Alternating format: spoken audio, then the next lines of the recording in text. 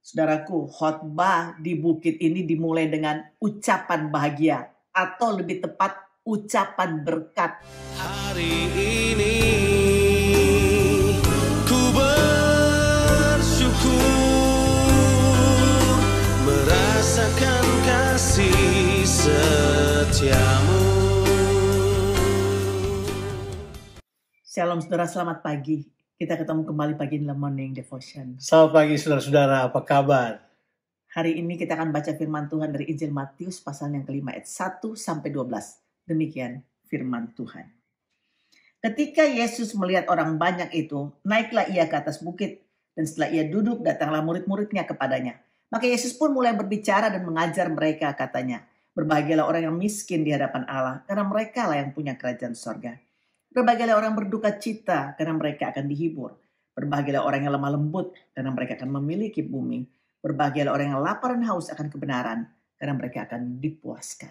Berbahagialah orang yang murah hatinya, karena mereka akan beroleh kemurahan. Berbahagialah orang yang suci hatinya, karena mereka akan melihat Allah. Berbahagialah orang yang membawa damai, karena mereka akan disebut anak-anak Allah. Berbahagialah orang yang dianiaya oleh sebab kebenaran, karena merekalah yang mempunyai kerajaan sorga. Berbahagialah kamu jika karena aku kamu dicela dan dianiaya dan kepadamu difitnahkan segala yang jahat. Bersukacitalah dan bergembiralah karena upahmu besar di sorga. Sebab demikian juga telah dianiaya nabi-nabi yang sebelum kamu.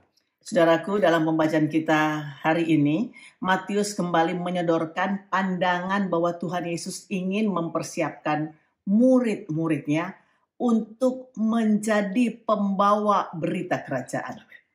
Kita tahu bahwa khotbah di bukit dimulai dengan Tuhan Yesus melihat orang banyak. Kemudian Yesus naik ke atas bukit. Sekali lagi, Matius ingin menyamakan Tuhan Yesus dengan Musa yang naik ke atas bukit untuk membawa turun hukum-hukum Tuhan bagi bangsa Israel pada saat itu. Jadi dalam konteks ini Tuhan Yesus juga naik ke atas bukit untuk mengajar murid-muridnya tentang prinsip-prinsip kerajaan Allah. Saudaraku, khotbah di bukit ini dimulai dengan ucapan bahagia, atau lebih tepat ucapan berkat atau diberkati. Kata diberkati ini dalam bahasa Yunaninya adalah makarios, yang artinya diberkati atau bahagia. Jadi kata ini menegaskan keadaan berkat yang sudah ada dan tersedia.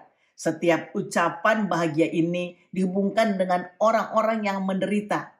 Tapi karena kerajaan Allah itu datang dan dibawa oleh Tuhan Yesus, sekalipun mereka menderita, tapi mereka diberkati. Amen. Ini luar biasa. Mereka diberkati, saudaraku, atau mereka ini berbahagia. Jadi mereka yang diberkati ini tidak perlu melakukan apa-apa untuk memperoleh berkat ini. Karena Tuhan Yesus menyatakan bahwa mereka ini telah diberkati. Luar biasa sekali saudara. Bahwa Yesus mau bilang, karena kerajaan Allah datang, kamu berbahagia. Ya. Karena kerajaan Allah datang, ada satu perubahan besar dalam kehidupanmu. Karena memang benar, kerajaan Allah datang untuk hal tersebut. Nah, di dalam Yesus menyatakan hal ini, dia menyodorkan kepada kita 8 ucapan bahagia ini. Ini betul-betul sebuah terobosan baru bagi orang Israel yang pada waktu itu sedang ada dalam penjajahan orang Romawi. Jadi Yesus mengatakan sebuah harapan. Yesus menyatakan sebuah jalan keluar. Yesus menyatakan sebuah keadaan di mana kalau Tuhan memerintah kehidupan kamu, kamu akan berbahagia. Dan kebahagiaan itu datang dari Tuhan. Dan memang benar, Tuhan Yesus mengatakan hal ini karena dia memang adalah Raja. Dia datang untuk menyatakan, dalam kerajaanku, kamu dapat berbahagia. Makanya ada banyak orang yang mengatakan, wah ini agak bertolak belakang, ini kayaknya seperti apa itu, upside down. Dan memang benar, kerajaan yang dia bawa mungkin adalah upside down kingdom. Satu kerajaan yang sungsang bahasanya. Di mana kita kadang-kadang berpikir, ini bahagia enggak? Di dalam kerajaan Allah, kita akan berbahagia. Saudara, sekalipun ucapan bahagia ini adalah untuk menyatakan berkat, Tapi dapat juga dilihat bahwa ucapan bahagia ini adalah gambaran karakter kerajaan itu sendiri. Jadi dengan kata lain ucapan bahagia ini tentunya menjadi panduan moral saat kita masuk dalam kerajaan Allah. Tapi saudara harus ingat bahwa ucapan bahagia ini tentunya bukan syarat untuk keselamatan. Nah, kita sudah tahu bahwa Yesus datang untuk membawa kesejahteraan kepada orang-orang yang miskin. Kalau sudah pelajari waktu dia berkata roh Tuhan Allah ada padaku, dan kemudian dia datang kemudian memberitakan Injil kerajaan Allah, dia berkata ini sebenarnya semuanya orang lumpuh berjalan, orang buta melihat, dan kepada orang miskin diberitakan kabar baik. Di sini mau dikatakan bahwa kerajaan Allah mencakup semua lapisan masyarakat. Tuhan datang, kerajaan Allah datang untuk memberi harapan baru.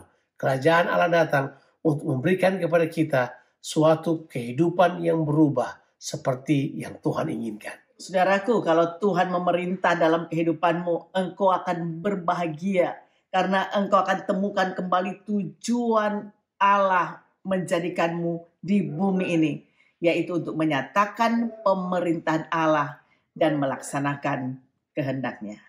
Tuhan Yesus memberkati saudara sekalian. Amin.